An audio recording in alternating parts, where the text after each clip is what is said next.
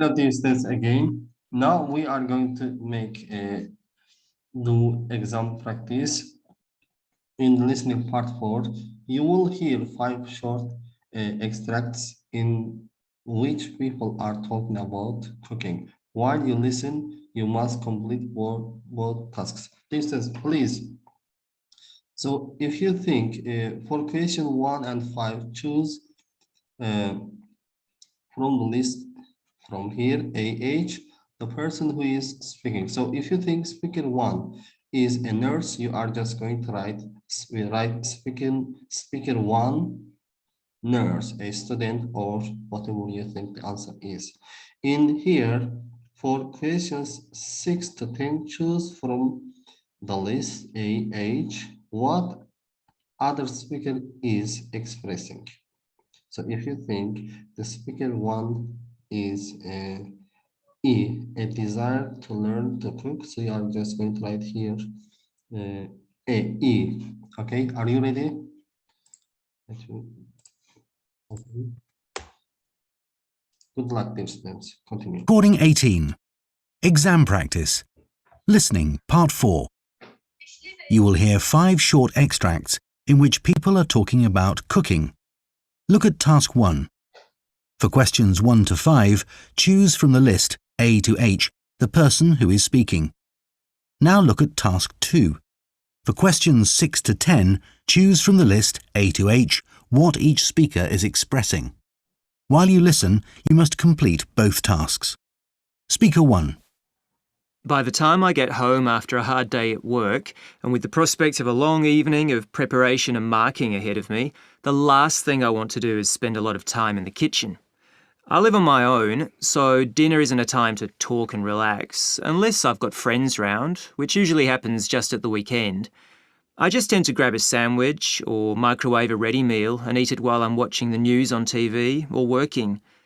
If I want good food, there are some pretty decent restaurants around here, although I don't go out to eat all that often.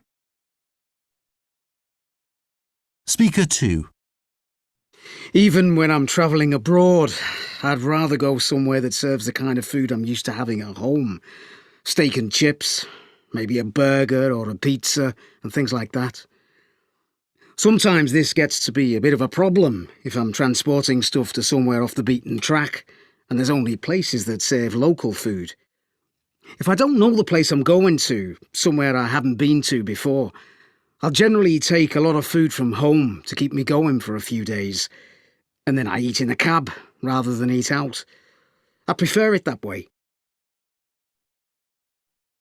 Speaker 3. When I was training, I lived at home and my mum did all the cooking unless she was away from home.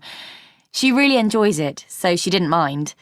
Now I realise I should have paid more attention to what she was doing. But she's offered to lend me some recipe books and give me some tips, so that will really help. But just now I'm rushed off my feet. I'm working in the accident and emergency department, and we have to do long hours and night shifts every other week. If I wasn't so busy, I'd certainly like to cook more. Hopefully, things will be less frantic when I get moved to the children's ward at the end of the year. Speaker 4. I went off to France for a year after I finished school and really got hooked on good food and cooking during the time that I was there. Now, unless I've got lectures first thing in the morning, I generally go down to the market to get the best quality stuff. It's a real experience shopping there. None of us living in the flat has got a lot of money to spare, but you can get some fantastic bargains at some of the stalls. Then in the evening, I generally cook for my flatmates. They're pretty appreciative, and if they enjoy what I've cooked, well, that's what it's all about, isn't it? Speaker 5. I'm at home most of the time, and I don't have a set pattern of work. If the writing's going well, I might just work through from 8 in the morning to 3 in the afternoon without taking a break, unless the sun's shining, and then I might go out for a walk, probably in the park across the road. This means that I tend not to eat regularly, and sometimes I forget to buy anything in the shops. So I'll often go out and get a takeaway or something late in the day. There are plenty of places close by. Not very nutritious, I realize, but it's difficult if you've got deadlines to meet.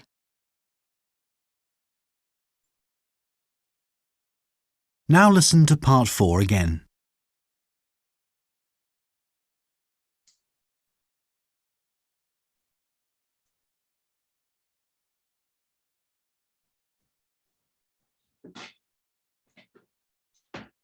Okay, this is the end. So please write down your answers and bring to school. Bye bye. Have a good day.